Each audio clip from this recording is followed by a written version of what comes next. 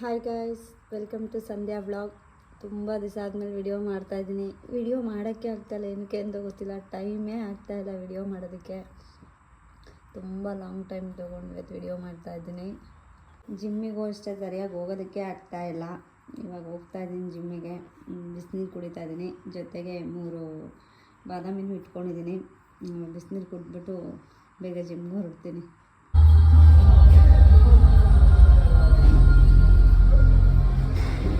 Gym ಮುಗಿಸ್ಕೊಂಬಂದು 1 glass banana milkshake ಮಾಡಿಕೊಂಡೆ. Banana ಎಲ್ಲ ಪೂಜೆಗೆ ತಂದಿದ್ದು ಇಟ್ಟಿದ್ದೆಲ್ಲ ಹಂಗೆ ಇತ್ತು. ಸೊ ಹಾಗಾಗಿ ಅದಕ್ಕೆ ಸ್ವಲ್ಪ ಹಾಲು ಹಾಕ್ಕೊಂಡು ಬನಾನಾ ಹಾಕ್ಕೊಂಡು ಒಂದು ಮಿಲ್ಕ್ ಶೇಕ್ ಮಾಡ್ಕೊಂಡು ಕುಡಿತಾಯಿದ್ದೀನಿ. ಒಂದು ಸಲೂನ್ ಹತ್ರಕ್ಕೆ ಹೋಗೋ ಅಷ್ಟರಲ್ಲಿ already Swati hydra facial start ಮಾಡ್ತಾಯಿದ್ರು ಅವ್ರು. ಆಲ್ರೆಡಿ ಕಸ್ಟಮರೆಲ್ಲ ಬಂದಿದ್ದರು. ರೆಡಿಯಾಗಿ ಸಲೂನ್ ಹತ್ರ ಹೋದೆ. ಸಲೂನ್ಗೆ ಹೋಗಿ ಸ್ವಲ್ಪ ಕಸ್ಟಮರ್ಸ್ ಎಲ್ಲ ಇದ್ದರು. ಬ್ಯುಸಿನೇ ಇದ್ವಿ ಸಲೂನಲ್ಲಿ ಇವತ್ತು. ಸೊ ಅದೆಲ್ಲ ಮುಗಿಸ್ಕೊಂಡು ನನಗೆ ಒಂದು ವೆಡ್ಡಿಂಗ್ ಇತ್ತು. ಬ್ರೈಡ್ ಇರಲಿಲ್ಲ, ಗ್ರೂಮ್ ಆ್ಯಂಡ್ ಗ್ರೂಮ್ ಸಿಸ್ಟರ್ಸ್ ಇದ್ದರು. ಸೊ ಅಲ್ಲಿಂದ ಗುರುರಾಜ ಚೌಟ್ರಿಗೆ ಹೋದ್ವಿ. ಅಲ್ಲೋಗಿ 5-6 ಮೆಂಬರ್ಸ್ ಇದ್ದರು ಗ್ರೂಮ್ ಸಿಸ್ಟರ್ಸು. ಎಲ್ಲರದು ಮುಗಿಸಿ ಬಂದ್ವಿ. ಸಂಜೆ ತಂಗಾಳಿ ತಂಪ ಮಟನ್ ಲಿವರು ಮತ್ತು ಕೊಬ್ಬಿಂದು ಫ್ರೈ ಮಾಡೋದು ತೋರಿಸ್ತೀನಿ ಹಿಂಗೆ ಅಂತ. ಇದೊಂದು ಸ್ವಲ್ಪ ನಾನು ಬೇಯಿಸಿಟ್ಕೊಂಡಿದ್ದೀನಿ ಮುಂಚೆನೇ. ತುಂಬ ಟೇಸ್ಟಾಗಿರುತ್ತೆ ಇದಂತೂ. ಇದಕ್ಕೆ ಮಸಾಲೆಗೆ ಏನೇನು ತೊಗೊಬೇಕು ಅಂತ ತೋರಿಸ್ಕೊಡ್ತೀನಿ ಬನ್ನಿ. ಏನೇನು ಮಸಾಲೆ ತೊಗೊಂಡಿದ್ದೀನಿ ಅಂತ ಹೇಳ್ತೀನಿ. ಕೊತ್ತಂಬರಿ, ಪುದೀನ, ಟೊಮೊಟೊ, ಬೆಳ್ಳುಳ್ಳಿ, ಶುಂಠಿ, ಹಣ್ಣಾಗಿರೋಂಥ ಮೆಣಸಿನ್ಕಾಯಿ ತೊಗೊಂಡಿದ್ದೀನಿ. ಗಸಗಸೆ, ಚಕ್ಕೆ, ಲವಂಗ, ಮೆಣಸು ಮತ್ತು ಸ್ವಲ್ಪ ಕಾಯಿ. ಇದಿಷ್ಟು ಮಿಕ್ಸಿಗೆ ಹಾಕಿ ನುಣ್ಣಗೆ ಫ್ರೈ ಮಾಡ್ಕೊಳ್ಳೋಣ. ಮಸಾಲೆ ಈ ಥರ ನುಣ್ಣಗೆ ರುಬ್ಬಿಟ್ಕೊಂಡಿದ್ದೀನಿ.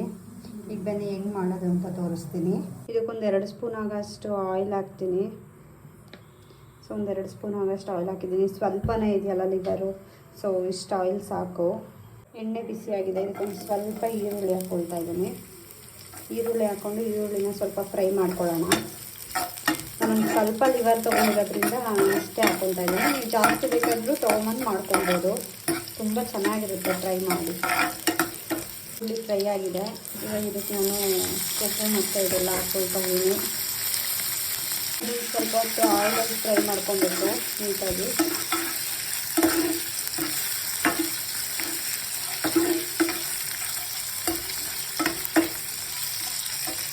ಒಂದು 5 ನಿಮಿಷ ಫ್ರೈ ಆಗಲಿ ಇದು.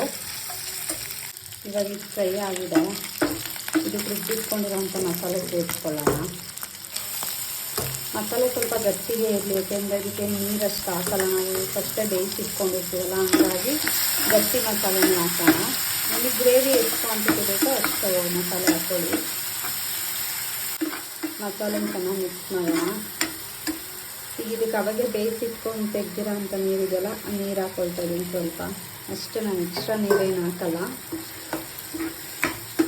ಮಿಕ್ಸ್ ಮಾಡ್ಕೊಳ್ತಾ ಇದ್ದೀನಿ. ರುಚಿಗೆ ಎಷ್ಟು ಬೇಕೋ ಅಷ್ಟು ಉಪ್ಪು ಹಾಕ್ಕೊಳ್ಳೋಣ. ಯಾಕೆಂದರೆ ಬೇಯಿಸ್ಬೇಕಾದ್ರೆ ಸ್ವಲ್ಪ ಉಪ್ಪು ಹಾಕಿರ್ತೀವಿ, ಹಂಗಾಗಿ ನೋಡ್ಕೊಂಡು ಹಾಕ್ಕೊಬೇಕು. ಇದೇನು ತುಂಬ ಹೊತ್ತು ಫ್ರೈ ಮಾಡೋಂಗಿಲ್ಲ. ಮಸಾಲೆ ರಸಿಸ್ಕೊಂಡು ಹೋಗೋ ಅಷ್ಟು ಫ್ರೈ ಮಾಡೋದಕ್ಕೆ. ಯಾಕೆಂದರೆ ಫಸ್ಟೇ ಬೇಯಿಸ್ಕೊಂಡಿರ್ತೀವಿ. ಈ ಥರ ಎಣ್ಣೆ ಬಿಟ್ಕೊಳ್ಳೋ ರೆಡಿ ಆಯಿತು ಫ್ರೈ. ಇದಕ್ಕೆ ಬೇಕಂದರೆ ಸ್ವಲ್ಪ ಕೊತ್ತಂಬರಿ ಸೊಪ್ಪು ಹಾಕ್ಕೊಬೋದು. ನಿಜ ತುಂಬ ಚೆನ್ನಾಗಿರುತ್ತೆ ಇದು. ಇನ್ನು ತೆಳ್ಳಗೂ ಸ್ವಲ್ಪ ಗ್ರೇವಿ ಮಾಡ್ಕೊಬೋದು, ಚಪಾತಿ ಮುದ್ದೆಗೆ ಏನಕ್ಕಾದ್ರೂ. ನಾನು ಸ್ವಲ್ಪ ಗಟ್ಟಿಗೆ ಮಾಡ್ಕೊಂಡಿದ್ದೀನಿ.